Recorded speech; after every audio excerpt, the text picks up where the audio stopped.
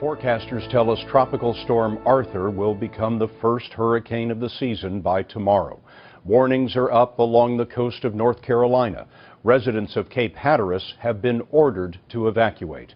Governor Pat McCrory urged folks to be prepared, or, as he put it, don't put your stupid hat on. This is the view from the space station. Arthur is expected to head up to the East Coast as July 4th approaches. Fireworks may give way to waterworks. Eric Fisher is chief meteorologist. Eric, what's Arthur up to? Well, Scott, good evening. Arthur has been intensifying throughout the day. Today is just shy of hurricane status. Winds at 70 miles per hour. Its pressure is down to 992 millibars just off the coast of northeastern Florida. Here is the very important track of Arthur over the next couple of days. Now, as we head through tomorrow afternoon, we're at about 2 p.m. located just offshore of Wilmington, North Carolina. By the overnight hours, likely making landfall over the Outer Banks as it works its way off to the north and east and begins to curve. Now, as we head toward Friday night into Saturday, a very close pass to New England, passing just about 50 to 100 miles off to the southeast of Nantucket before it races off toward the Canadian Maritime as a Category 1 hurricane. In terms of rainfall, this will be an impact. Some heavy rainfall in particular near the coast in North and South Carolina and as well across much of New England, parts of New York State and New Jersey. Flash flooding a threat there. In terms of storm surge, this is something else to watch for. Up to 3 feet from the Georgia coastline up through much of South Carolina, and the same type of surge here across eastern North Carolina. People say sometimes it's only a Category 1 storm, and Scott, what we say is don't focus on the category, focus on the impact. If a local official tells you you need to take action, please listen to them and respect the nature. And hurricane status reached at 74-mile-an-hour winds. Eric, thanks very much. The ISIS forces attacking the Iraqi government have declared their territory a new country under strict Islamic law. Their leader is becoming, in effect, the new Osama bin Laden.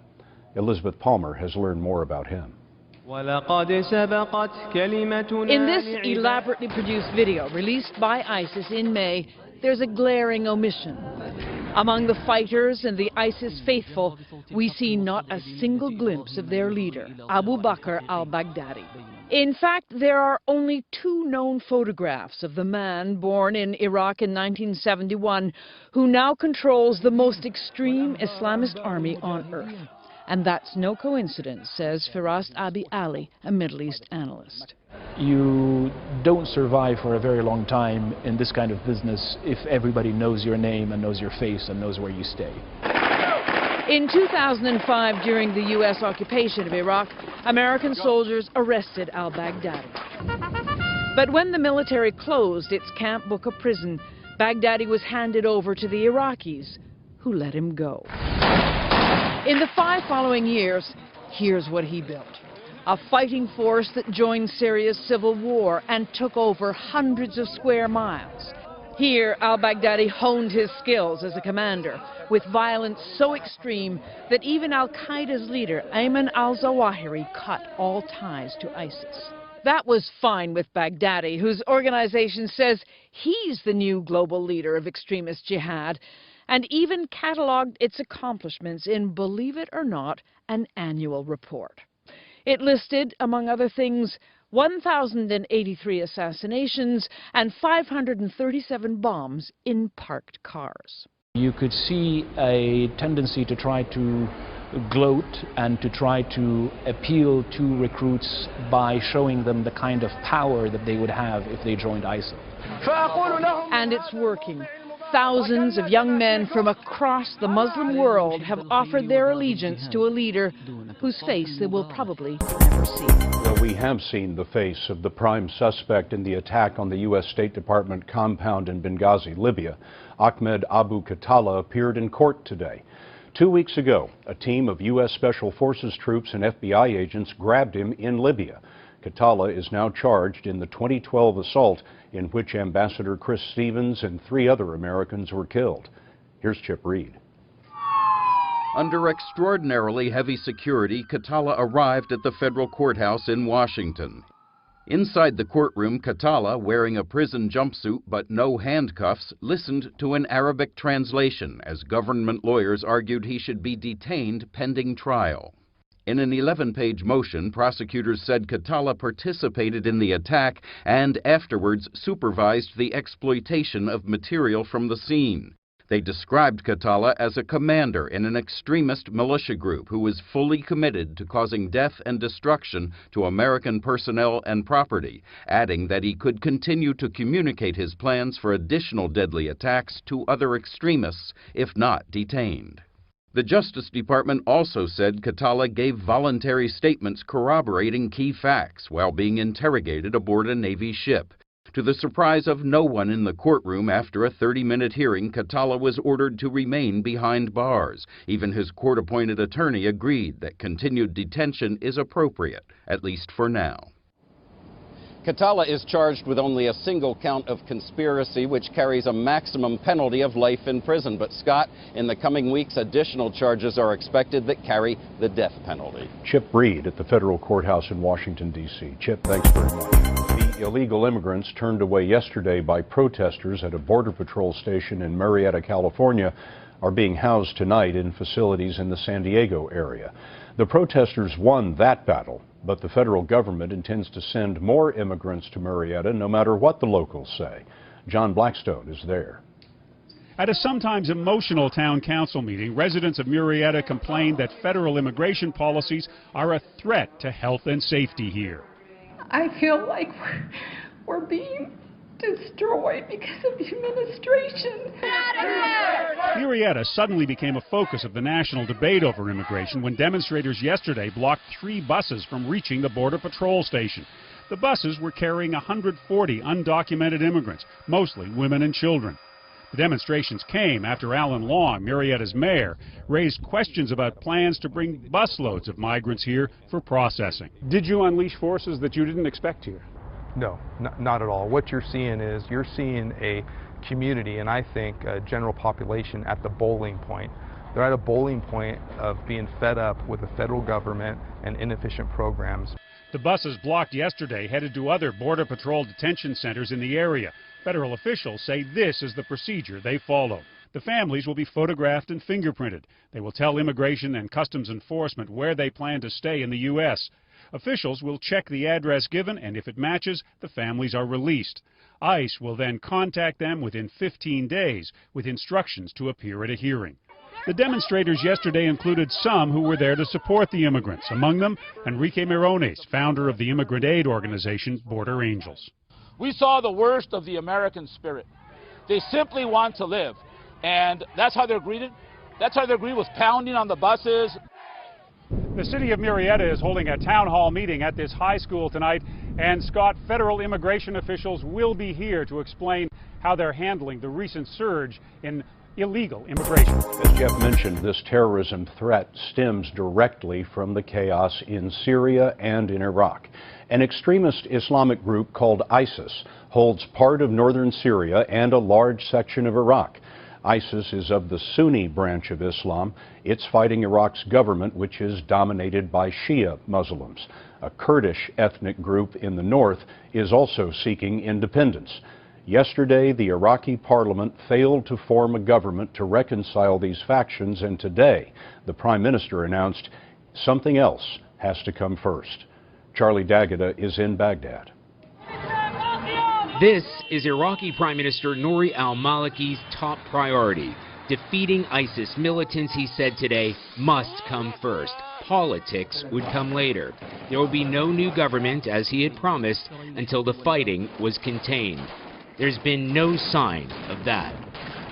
While Sunni insurgents and largely Shiite forces fought for control of parts of the country, in the north, the Kurds have drawn their line in the sand too. Kurdish troops, known as the Peshmerga, have been reinforcing defenses and raising their own flag outside the city of Kirkuk. The Peshmerga quickly took over this oil-rich city in the wake of the ISIS advance when Iraqi troops abandoned the city. And Kurdish President Masoud Barzani has announced the Kurds will hold their own vote for independence. The Kurds live in a relatively prosperous and stable region in northern Iraq built on oil money. The relationship with the central government in Baghdad has never been a close one. Now they'd like to separate altogether. Today, al-Maliki said that would be illegal. Charlie Daggett is in Baghdad tonight. Charlie, it was just 10 days ago that Maliki told U.S. Secretary of State John Kerry that he would form a new all-inclusive government by now. Yes, Scott, this is essentially a 180-degree turn. It's just about the opposite of what U.S. officials were hoping for or even been promised. Now, they have repeatedly insisted that any major military support would be dependent on al-Maliki at least taking the first steps toward forming a new inclusive government first. Charlie Daggett in Baghdad. Thank you, Charlie. Early today, police in Hong Kong arrested more than 500 protesters, part of a group that led a massive street demonstration to mark 17 years since Britain handed over Hong Kong to China. Seth Doan reports the protesters want one thing: democracy. The arrests followed an overnight sit-in organized by students who planned to occupy part of Hong Kong's financial center, but were swiftly removed by police. Organizers claimed more than 500,000 filled the streets. Police said that number was closer to 100,000, but there's no disagreement on the why. The target is Beijing. They ask us to call them the central government, this protester said, but actually they act like a mafia. Anger, particularly among young people, is pouring out over what they see as increased Chinese interference in Hong Kong. The former British colony has an unusual setup called One Country, Two Systems, which allows Hong Kong a high degree of political autonomy and its own legal system.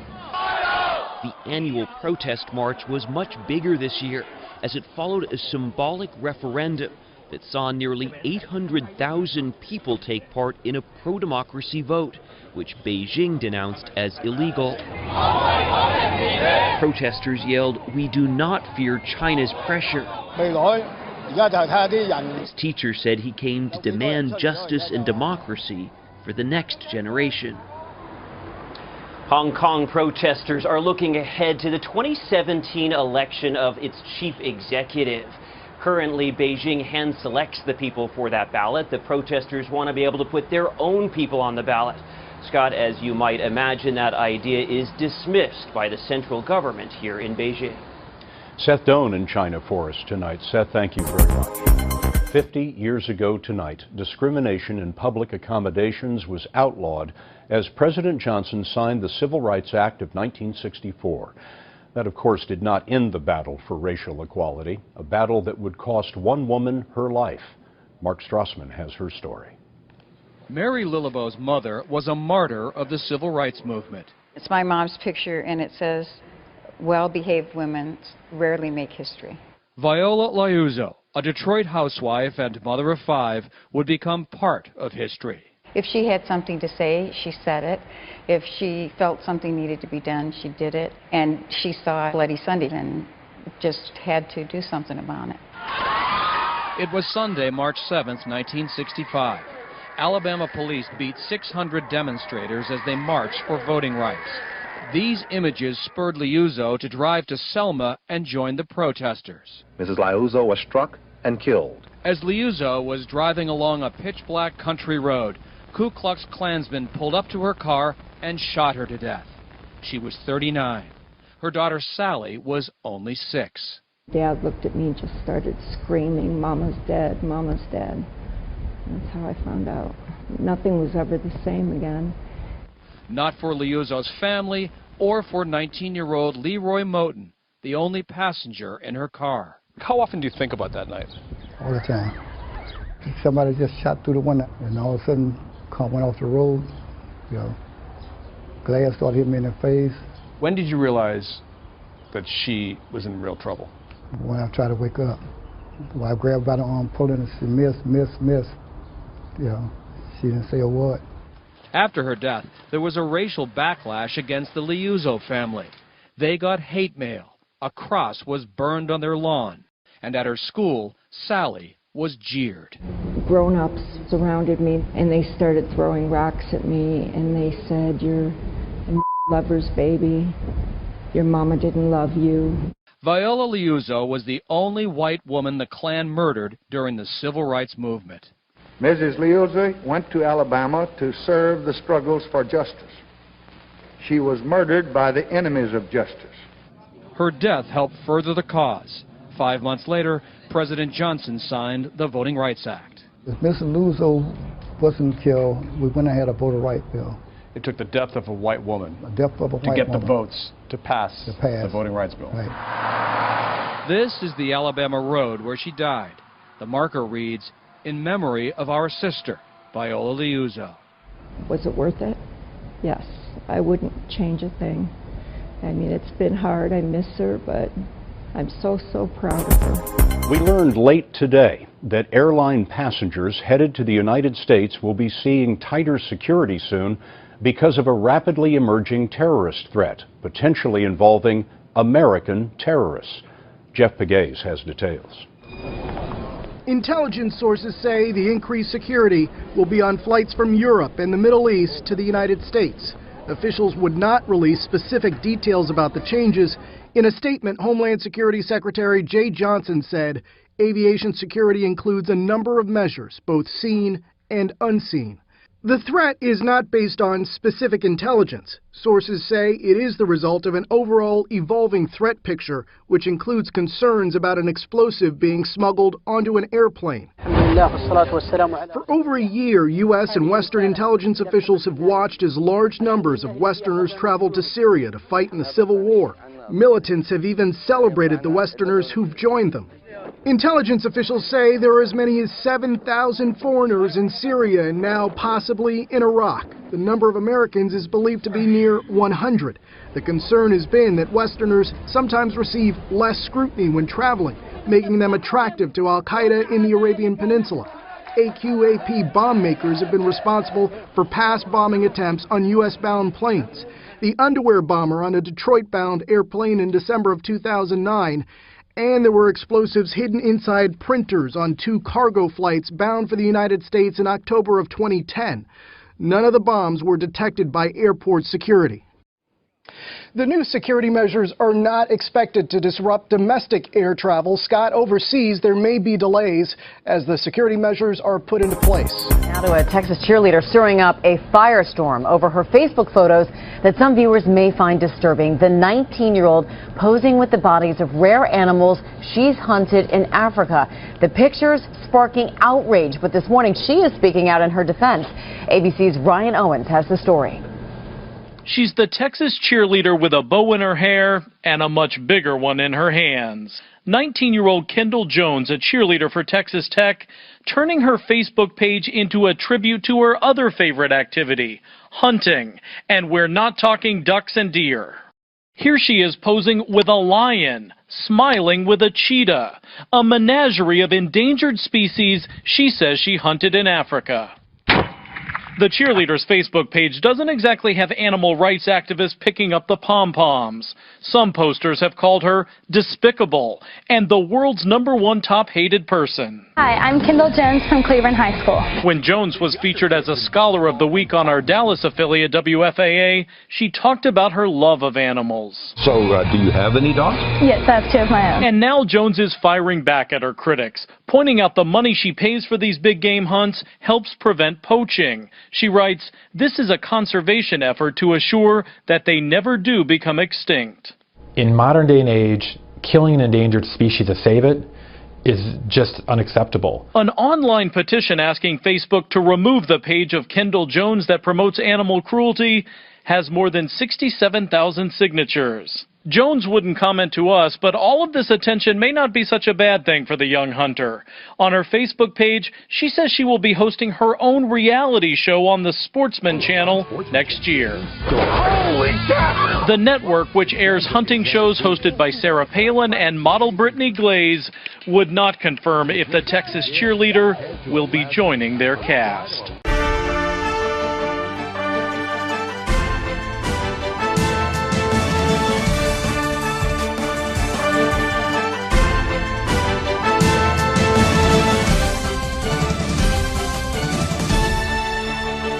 Hungary being warned it may need even more budget cuts to get its debt down or run the risk of being put back on watch by EU finance monitors. Alexei Arshevsky reports on why the country is finding it tough to stay within the deficit limits imposed by Brussels.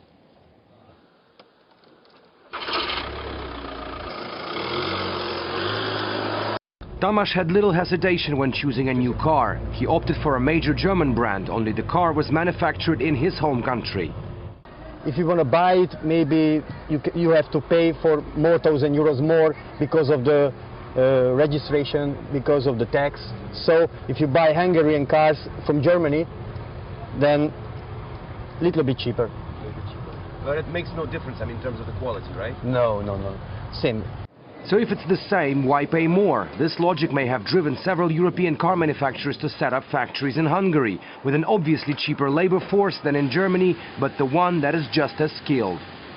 Back in the days when Hungary was part of the socialist bloc, it used to be one of the biggest car manufacturers in Eastern Europe. When the country entered the European Union, most of its factories went bankrupt as their produce was not needed in Europe. Almost a decade on, Europeans have decided to use Hungarians' experience and are now producing their cars here. Largely because of that, and we're talking several 100,000 units produced annually, Hungary is now experiencing the biggest industrial growth in a decade. But would that mean the 2004 EU accession promise of a better living has been kept? A recent poll stunningly suggested that 72% of Hungarians felt that economically they were doing better under communism.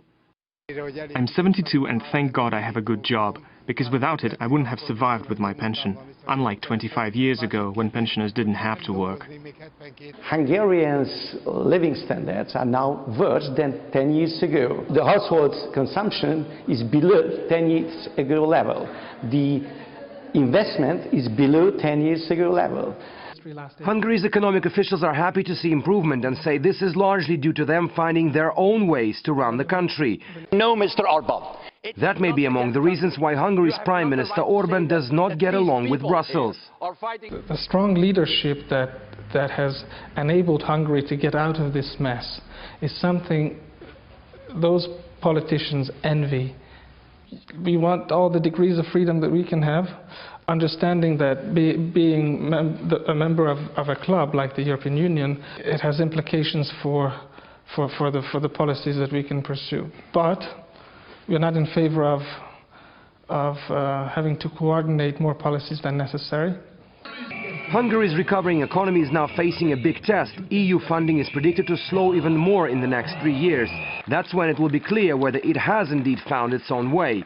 But officials are already making no secret of it. Budapest is now looking eastwards to boost trade with Russia and China. I experienced this anger shortly before the Beijing Paralympic Games. Oscar was at the pre-games training camp and phoned me, Mr. O'Sullivan, raging about what he perceived to be inadequate training kit. His fury at the South African management caught me by surprise. Oscar knew he couldn't be ignored, and his anger would ensure his demands were met. I hadn't expected Oscar to be a prima donna. No evidence could be found to indicate that Mr. Pistorius has a history of abnormal aggression or explosive violence. He does not display the personality characteristics of narcissism and or psychopathy that are mostly associated with men in abusive relationships and have been linked to rage-type murders in intimate relationships. Those who know him describe him as gentle, respectful and conflict avoidant. The times when he did become angry were found to be suitable for the situation and context. His style of conflict resolution is to talk through the situation or remove himself from the situation.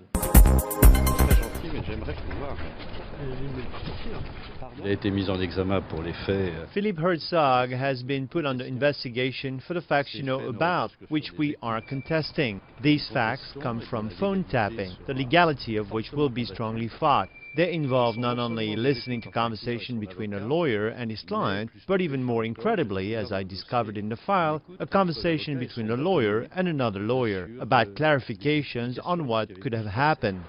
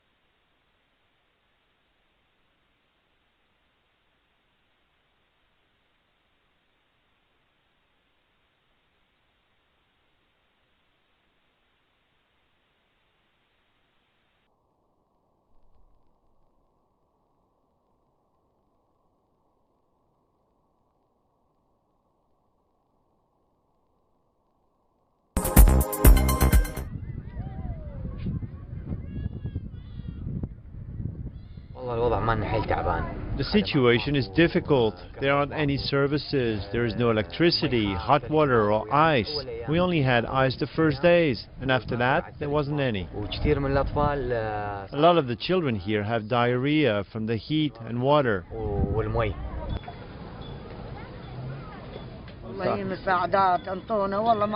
They didn't give us any services. They only gave us blankets, and they didn't bring food. They didn't give us anything for cooking.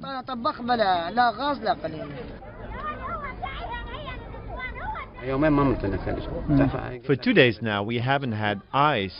As I said, it's very hot and we're fasting. The most important thing is ice, because it's so hot.